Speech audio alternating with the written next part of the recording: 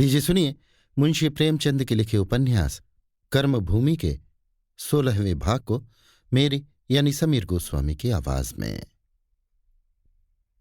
इधर कुछ दिनों से अमरकांत म्यूनिसिपल बोर्ड का मेंबर हो गया था। लाला समरकांत का नगर में इतना प्रभाव था और जनता अमरकांत को इतना चाहती थी कि उसे धेला भी खर्च न करना पड़ा और वो चुन लिया गया।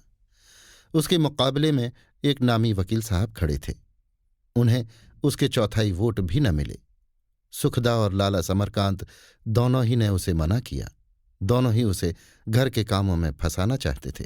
अब वो पढ़ना छोड़ चुका था और लाला जी उसके माथे सारा भार डालकर खुद अलग हो जाना चाहते थे। इधर उधर के कामों में पड़कर वो घर का काम क्या कर सकेगा। एक दिन घर में छोटा मोटा तूफान आ गया। लाला जी और सुखदा एक तरफ थे, अमर दूसरी तरफ और नैना मध्यस्थ थी। लाला ने तौंद पर हाथ फेर कर कहा, धोबी का कुत्ता घर का न घाट का। भोर से पाठशाले जाओ, सांझ हो तो कांग्रेस में बैठो। अब ये नया रोग और बेसहाने को तैयार हो, घर में लगा दो आग। सुखदा ने समर्थन किया, हाँ, अब तुम्हें घर का काम धंधा देखना चाहिए या व्यर्थ के कामों में फंसना चाहिए। अब तक तो ये था कि पढ़ रहे हो, अब तो पढ़ चुके हो। अब तुम्हें अपना घर संभालना चाहिए। इस तरह के काम तो वे उठाएं जिनके घर दो चार आदमी हों। अकेले आदमी को घर से ही फुर्सत नहीं मिल सकती, ऊपर के काम कहाँ से करे। अमर ने कहा, जिसे आप लोग रोग और ऊपर का काम और व्यर्थ का झंझट कह रहे हैं, मैं उसे घर के काम से कम जरूरी नहीं समझता। फिर जब तक आप हैं मुझे क्या चिंता। और सच तो ये है कि मैं इस काम के लिए बनाया ही नहीं गया। आदमी उसी काम में सफल होता है जिसमें उसका जी लगता हो। लेन देन वनिज व्यापार में मेरा जी बिल्कुल नहीं लगता। मुझे डर लगता है कि कहीं बना बनाया काम बिगाड़ न बैठूं। लाला जी को यह कथन सारहीन जान पड़ा। उनका पुत्र वनिज व्यवसाय में काम में कच्चा हो यह असंभव था। पोपले मुंह में पान चबाते हुए बोले, ये सब तुम्हारी मुठ मर्दी है। मैं ना होता तो तुम क्या अपने बाल बच्चों का पालन पोषण न करते। तुम ही मुझी को पीसना चाहते हो। एक लड़के वो होते हैं जो घर संभाल कर बाप को छुट्टी दे देते हैं, एक तुम हो कि हड्डियां तक नहीं छोड़ना चाहते। बात बढ़ने लगी। सुखदा ने मामला गर्म होते देखा तो चुप हो गई। नैना उंगलियों से दोनों कान बंद करके घर में जा बैठी। यहां दोनों पहलवानों में मल्लयुद्ध होता रहा। युवक में चुस्ती थी, फुर्ती थी, लचक थी। बूढ़े में पेंच था, दम था, रोप था। पुराना फिकैत बार बार उसे दबाना चाहता था, पर जवान पट्टा नीचे से सरक जाता था। कोई हाथ कोई घात न चलता था। अंत में लाला जी ने जामे से बाहर होकर कहा, तो बाबा तुम अपने बाल बच्चे लेकर अलग हो जाओ। मैं तुम्हारा बोझ नहीं संभाल सकता। इस घर में रहोगे तो किराया और घर में जो कुछ खर्च पड़ेगा उसका आधा चुपके से निकाल कर रख देना पड़ेगा। मैंने तुम्हारी जिंदगी भर का ठेका नहीं लिया है। घर को अपना समझो तो तुम्हारा सब कुछ है।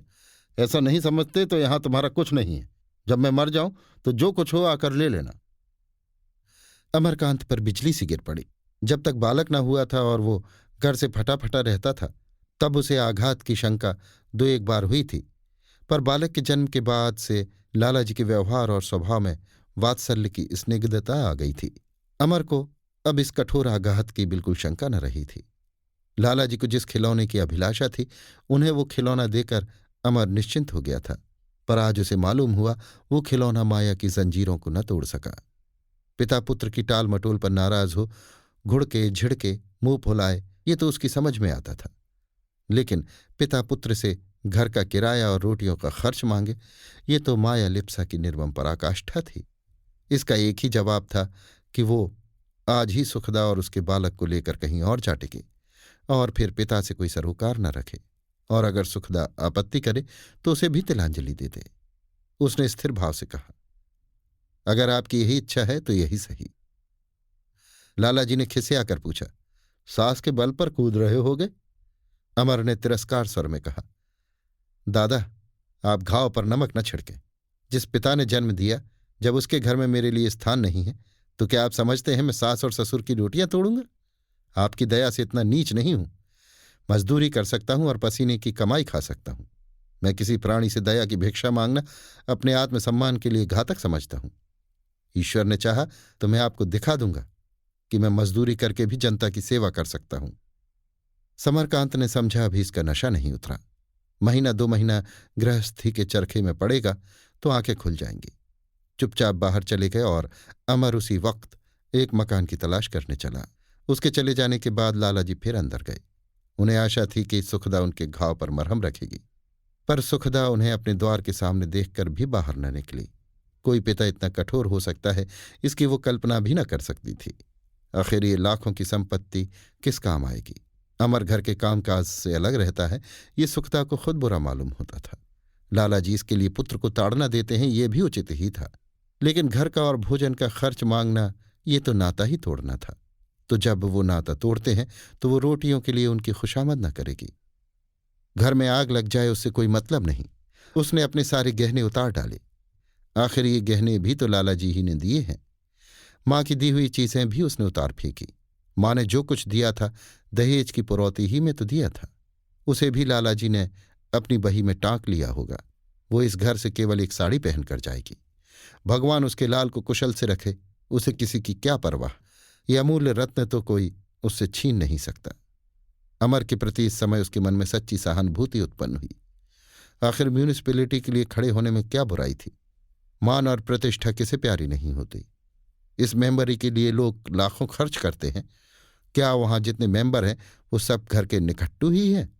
कुछ नाम करने की, कुछ काम करने की लालसा प्राणी मात्र को होती है।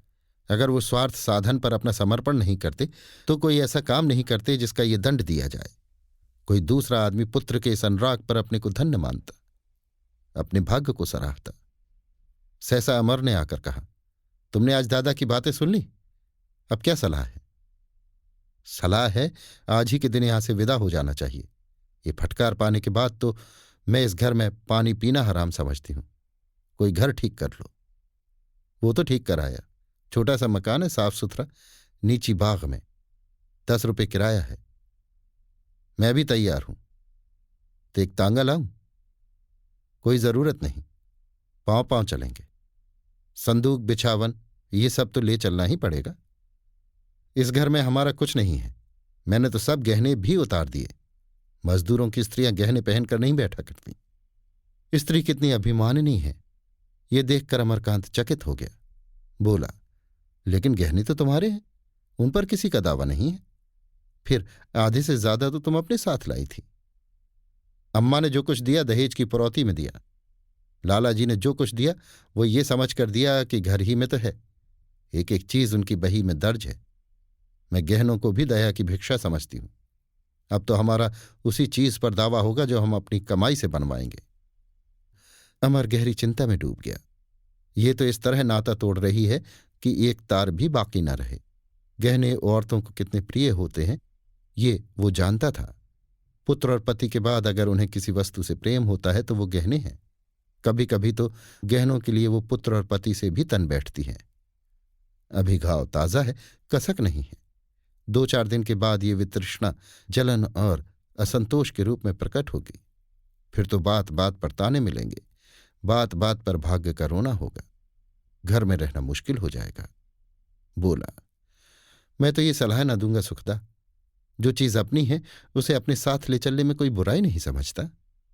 सुखदा ने पति को सगर्व दृष्टि से देखकर कहा, तुम समझते हो कि मैं गहनों के लिए कोने में बैठकर रोऊंगी और अपने भाग्य को कोसूंगी? स्त्री अवसर पड़ने पर कितना त्याग कर सकती हैं ये तुम नहीं जानते। मैं इस फटकार के बाद इन गहनों की ओर ताकना भी पाप समझती हूं।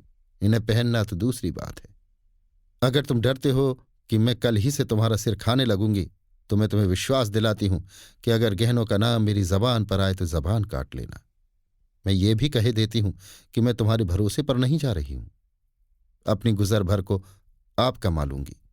रोटियों में ज्यादा खर्च नहीं होता, खर्च होता है आडंबर में। एक बार अमीरी की शान छोड़ दो, फिर 4 आने पैसे में काम चलता है। नैना भाभी को गहने उतार कर रखते देख चुकी थी। उसके प्राण निकले जा रहे थे कि अकेली इस घर में कैसे रहेगी।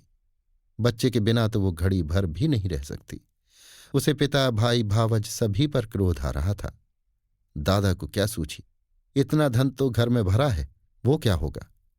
भैया ही घड़ी भर दुकान पर बैठ जाते तो क्या बिगड़ा जाता था? भाभी को भी न जाने क्या सनक सवार हो गई। वो न जाती तो भैया 2-4 दिन में फिर लौट ही आते। भाभी के साथ वो भी चली जाए तो दादा को भोजन कौन देगा? किसी और के हाथ का बनाया खाते भी तो नहीं। वो भाभी को समझाना चाहती थी, पर कैसे समझाए। ये दोनों तो उसकी तरफ आंखें उठाकर देखते भी नहीं। भैया ने अभी से आंखें फेर ली। बच्चा भी कैसा खुश है। नैना के दुख का पारावार नहीं है। उसने जाकर बाप से कहा, दादा भाभी तो सब गहने उतार कर रखे जाती हैं। लालाजी चिंतित थे, कुछ बोले नहीं, शायद सुना ही नहीं। नैना ने जरा और जोर से कहा, भाभी अपने सब गहने उतार कर रखे देती हैं। लालाजी ने अनमने भाव से सिर उठाकर कहा, गहने क्या कर रही हैं? उतार उतार कर रखे देती हैं। तो मैं क्या करूं? तुम उनसे जाकर कहते क्यों नहीं? वो नहीं पहनना चाहती तो मैं क्या करूं? तुम्ही ने उनसे कहा होगा गहने मत ले जाना। क्या तुम उनके ब्याह के गहने भी ले लोगे? हां, मैं सब ले लूंगा। इस घर में उसका कुछ भी नहीं है। ये तुम्हारा अन्याय है। जा अंदर बैठ, बकबक मत कर। तुम जाकर उन्हें समझाते क्यों नहीं? तुझे बड़ा दर्द है, तू ही क्यों नहीं समझाती? मैं कौन होती हूं समझाने वाली? तुम अपने गहने ले रहे हो तो वो मेरे कहने से क्यों पहनने लगी? दोनों कुछ देर चुपचाप रहे। फिर नैना ने कहा, मुझसे ये अन्याय नहीं देखा जाता। गहने उनके हैं, ब्याह के गहने तुम उनसे नहीं ले सकते। तो ये कानून कब से जान गई? न्याय क्या है और अन्याय क्या है ये सिखाना नहीं पड़ता। बच्चे को भी बेकसूर सजा दो तो वो चुपचाप न रहेगा। मालूम होता है भाई से यही विद्या सीखती है। भाई से अगर न्याय अन्याय का ज्ञान सीखती हूं तो कोई बुराई नहीं। अच्छा भाई, सिर मत खा, कह दिया अंदर जा। मैं किसी को मनाने समझाने नहीं जाता। मेरा घर है, इसकी सारी संपदा मेरी है। मैंने इसके लिए जान खपाई है, किसी को क्यों ले जाने दूं? नैना ने सहसा सिर झुका लिया और जैसे दिल पर जोर डालकर कहा, तो फिर मैं भी भाभी के साथ चली जाऊंगी। लालाजी की मुद्रा कठोर हो गई। चली जा, मैं नहीं रोकता। ऐसी संतान से बेसंतान रहना ही अच्छा। खाली कर दो मेरा घर, आज ही खाली कर दो। खूब टांगे फैलाकर सोऊंगा, कोई चिंता तो न रहेगी। आज ये नहीं है, आज वो नहीं है, ये तो ना सुनना पड़ेगा। तुम्हारे रहने से कौन सुख था मुझे? नैना लाल आंखें किए सुखदा से जाकर बोली, भाभी मैं भी तुम्हारे साथ चलूंगी। सुखदा ने अविश्वास के स्वर में कहा, हमारे साथ? हमारा तो अभी कहीं घर द्वार नहीं है, ना पैसे हैं, ना बर्तन भाड़े, ना नौकर चाकर। हमारे साथ कैसे चलोगे? इस महल में कौन रहेगा? नैना की आंखें भर आईं। जब तुम ही जा रही हो तो मेरा यहां क्या है? पगली सिल्लू आई और ठट्टा मार कर बोली, तुम सब जने चले जाओ, अब मैं इस घर की रानी बनूंगी। इस कमरे में इसी पलंग पर मजे से सोऊंगी। कोई भिखारी द्वार पर आएगा तो झाड़ू लेकर दौड़ूंगी। अमर पगली के दिल की बात समझ रहा था, पर इतना बड़ा खटला लेकर कैसे जाए? घर में एक ही तो रहने लायक कोठरी है, वहां नैना कहाँ रहेगी और ये पगली तो जीना मुहाल कर देगी। नैना से बोला, तुम हमारे साथ चलोगी तो दादा का खाना कौन बनाएगा नैना? फिर हम कहीं दूर तो नहीं जाते। मैं वादा करता हूं एक बार रोज तुमसे मिलने आया करूंगा। तुम और सिल्लू दोनों रहो, हमें जाने दो। नैना रो पड़ी, तुम्हारे बिना इस घर में कैसे रहूंगी भैया? सोचो, दिन भर पड़े पड़े क्या करूंगी? मुझसे तो छिन भर भी न रहा जाएगा। मन्नू को याद कर करके रोया करूंगी। देखते हो भाभी, मेरी ओर ताकता भी नहीं। अमर ने कहा, तो मन्नू को छोड़ जाऊं, तेरे ही पास रहेगा। सुखदा ने विरोध किया, वाह कैसी बात कर रहे हो? रो रो कर जान दे देगा, फिर मेरा जी भी तो न मानेगा। शाम को तीनों आदमी घर से निकले। पीछे पीछे सिल्लो भी हंसती हुई चली जाती थी। सामने के दुकानदारों ने समझा कहीं नेवते जाती हैं, पर क्या बात है, किसी के देह पर छल्ला भी नहीं, न चादर न धराऊ कपड़े। लाला समरकांत अपने कमरे में बैठे हुक्का पी रहे थे। आंखें उठाकर भी न देखा। 1 घंटे बाद वो उठे, घर में ताला डाल दिया और फिर कमरे में आकर लेट रहे। एक दुकानदार ने आकर पूछा, भैया और बीबी कहाँ चले गए लालाजी? लालाजी ने मुंह फेर कर जवाब दिया, मुझे नहीं मालूम, मैंने सबको घर से निकाल दिया। मैंने धन इसलिए नहीं कमाया कि लोग मौज उड़ाएं। जो धन को धन समझे वो मौज उड़ाए, जो धन को मिट्टी समझे उसे धन का मूल्य सीखना होगा। मैं आज भी 18 घंटे रोज काम करता हूं, इसलिए नहीं कि लड़के धन को मिट्टी समझें। मेरी ही गोद के लड़के मुझे ही आंखें दिखाएं, धन का धन दूं, ऊपर से धौंस भी सुनूं। बस जबान न खोलूं, चाहे कोई घर में आग लगा दे। घर का काम चूल्हे में जाए। तुम्हें सभाओं में जलसों में आनंद आता है तो जाओ, जलसों से अपना निबाह करो। ऐसों के लिए मेरा घर नहीं है। लड़का वही है जो कहना सुने। जब लड़का अपने मन का हो गया तो कैसा लड़का। रेणुका को ज्यों ही सिल्लो ने खबर दी वो बदहवास दौड़ी आई, मानो बेटी और दामाद पर कोई बड़ा संकट आ गया है। वो क्या गैर थी, उससे क्या कोई नाता ही नहीं। उसको खबर तक न दी और अलग मकान ले लिया। वाह, ये भी कोई लड़कों का खेल है। दोनों बिलल्ले, छोकरी तो ऐसी न थी पर लौंडे के साथ उसका सिर भी फिर गया। रात के 8 बज गए थे। हवा अभी तक गर्म थी। आकाश के तारे गर्द से धुंधले हो रहे थे। रेणुका पहुंची तो तीनों निकलकर कोठी की एक चारपाई बराबर छत पर मन मारे बैठे थे। सारे घर में अंधकार छाया हुआ था। बेचारों पर गृहस्थी की नई विपत्ति पड़ी थी। पास एक पैसा नहीं, कुछ न सूझता था क्या करें। अमर ने उसे देखते ही कहा, अरे तुम्हें कैसे खबर मिल गई अम्मा जी? अच्छा, इस चुड़ैल सिल्लो ने जाकर कहा होगा। कहाँ है, अभी खबर लेता हूं। रेणुका अंधेरे में जीने पर चढ़ने से हाँफ गई थी। चादर उतारती हुई बोली, मैं क्या दुश्मन थी कि मुझसे उसने कह दिया तो बुराई की? क्या मेरा घर न था या मेरे घर रोटियां न थी? मैं यहां एक क्षण भर तो रहने न दूंगी। वहां पहाड़ सा घर पड़ा हुआ है, यहां तुम सब के सब एक बिल में घुसे बैठे हो। उठो अभी। बच्चा मारे गर्मी के कुम्हला गया होगा। यहां खाटें भी तो नहीं है और इतनी सी जगह में सोगे कैसे? तू तो ऐसी ना थी सुखदा, तुझे क्या हो गया? बड़े बूढ़े दो बात कहें तो गम खाना होता है कि घर से निकल खड़े होते हैं। क्या इनके साथ तेरी बुद्धि भी भ्रष्ट हो गई? सुखदा ने सारा वृतांत कह सुनाया और इस ढंग से कि रेणुका को भी लाला समरकांत की ही ज्यादती मालूम हुई। उन्हें अपने धन का घमंड है तो उसे लिए बैठे रहें, मरने लगें तो साथ लेते जाएं। अमर ने कहा, दादा को यह ख्याल ना होगा कि ये सब घर से चले जाएंगे। सुखदा का क्रोध इतनी जल्दी शांत होने वाला न था। बोली, चलो, उन्होंने साफ कहा यहां तुम्हारा कुछ नहीं है। क्या वो एक दफे भी आकर न कह सकते थे, तुम लोग कहाँ जा रहे हो? हम घर से निकले, वो कमरे में बैठे टुकुर टुकुर देखा किए। बच्चे पर भी उन्हें दया न आई। जब उन्हें इतना घमंड है तो यहाँ क्या आदमी ही नहीं है? वो अपना महल लेकर रहें, हम अपनी मेहनत मजूरी कर लेंगे। ऐसा लोभी आदमी तुमने कभी देखा था अम्मा? बीवी गई तो उन्हें भी डांट बतलाई, बेचारी रोती चली आई। रेणुका ने नैना का हाथ पकड़कर कहा, अच्छा जो हुआ अच्छा ही हुआ, चलो देर हो रही है। मैं महाराज इनसे भोजन को कह आई हूं, खाटें भी निकलवा आई हूं। लाला का घर न उजड़ता तो मेरा कैसे बसता। नीचे प्रकाश हुआ। सिल्लो ने कड़वे तेल का चिराग जला दिया था। रेणुका को यहां पहुंचाकर बाजार दौड़ी गई और चिराग, तेल और एक झाड़ू लाई। चिराग जलाकर घर में झाड़ू लगा रही थी। सुखदा ने बच्चे को रेणुका की गोद में देकर कहा, आज तो क्षमा करो अम्मा, फिर आगे देखा जाएगा। लाला जी को ये कहने का मौका क्यों दे कि आखिर ससुराल भागा। उन्होंने पहले ही तुम्हारे घर का द्वार बंद कर दिया है। हमें 2-4 दिन यहां रहने दो, फिर तुम्हारे पास चले आएंगे। जरा हम भी तो देख लें, हम अपने बूते पर रह सकते हैं या नहीं। अमर की नानी मर रही थी। अपने लिए तो उसे चिंता ना थी, सलीम या डॉक्टर के यहां चला जाएगा। यहां सुखदा और नैना दोनों बेखाट के कैसे सोएंगे? कल ही कहां से हुन बरस जाएगा। मगर सुखदा की बात कैसे काटे? रेणुका ने बच्चे की मुच्छियां लेकर कहा, भला देख लेना जब मैं मर जाऊं, अभी तो मैं जीती हूं, वो भी तो तेरा ही है। चल जल्दी कर। सुखदा ने दृढ़ता से कहा, अम्मा जब तक हम अपनी कमाई से अपना निबाह न करने लगेंगे तब तक तुम्हारे यहां ना जाएंगे। जाएंगे पर मेहमान की तरह, घंटे 2 घंटे बैठे और चले आए। रेणुका ने अमर से अपील की, देखते हो बेटा, इसकी बात है, ये मुझे भी गैर समझती है। सुखदा ने व्यथित कंठ से कहा, अम्मा बुरा न मानना, आज दादाजी का बर्ताव देखकर मुझे मालूम हो गया कि धनियों को अपना धन कितना प्यारा होता है। कौन जाने कभी तुम्हारे मन में भी ऐसे ही भाव पैदा हो तो ऐसा अवसर आने ही क्यों दिया जाए, जब हम मेहमान की तरह। अमर ने बात काटी। रेणुका के कोमल हृदय पर कितना कठोर आघात था। तुम्हारे जाने में तो ऐसा कोई हरज नहीं है सुखदा, तुम्हें बड़ा कष्ट होगा।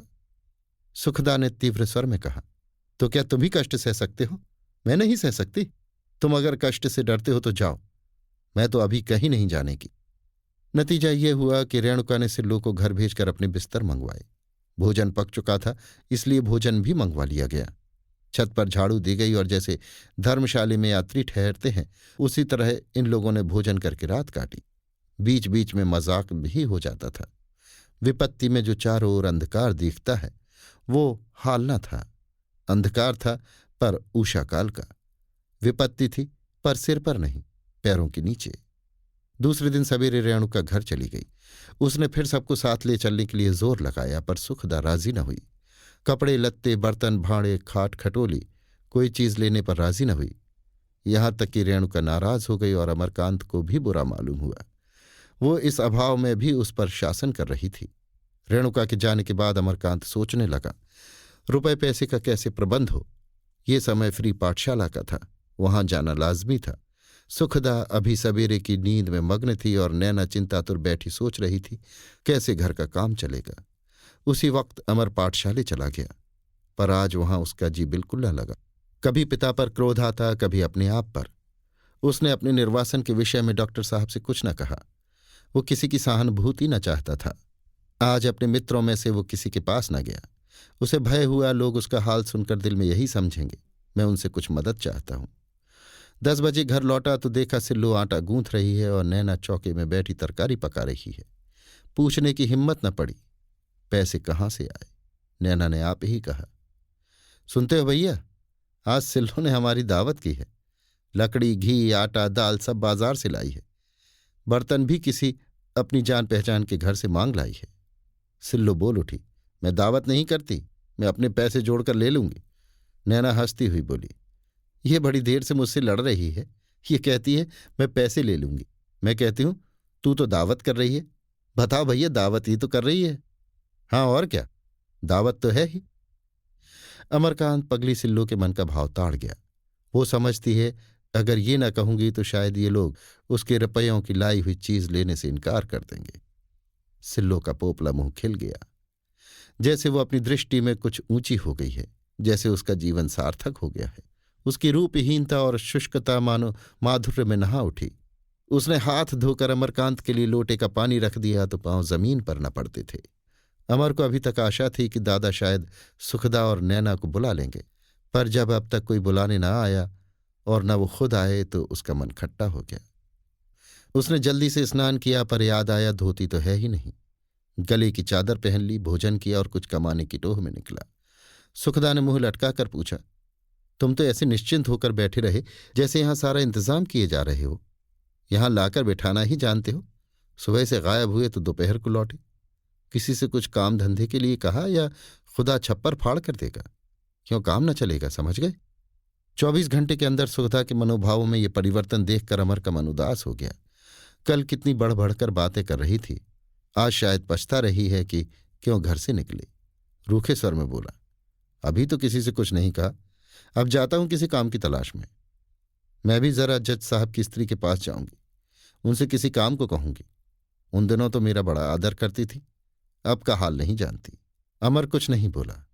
ये मालूम हो गया कि उसकी कठिन परीक्षा के दिन आ गए। अमरकांत को बाजार के सभी लोग जानते थे। उसने खद्दर की दुकान से कमीशन पर बेचने के लिए कई थान खद्दर, खद्दर की साड़ियां, जंपर, कुर्ते, चादरें आदि ले ली और उन्हें खुद अपनी पीठ पर लाद कर बेचने चला। दुकानदार ने कहा, ये क्या करते हो बाबूजी, एक मजूर ले लो, लोग क्या कहेंगे, भद्दा लगता है। अमर के अंतःकरण में क्रांति का तूफान उठ रहा था। उसका बस चलता तो आज धनवानों का अंत कर देता, जो संसार को नरक बनाए हुए हैं। वो बोझ उठाकर दिखाना चाहता था, मैं मजूरी करके निबाह करना इससे कहीं अच्छा समझता हूं कि हराम की कमाई खाऊं। तुम सब मोटी तोंद वाले हराम खोर हो, पक्के हराम खोर हो। तुम मुझे नीच समझते हो इसलिए कि मैं अपनी पीठ पर बोझ लादे हुए हूं।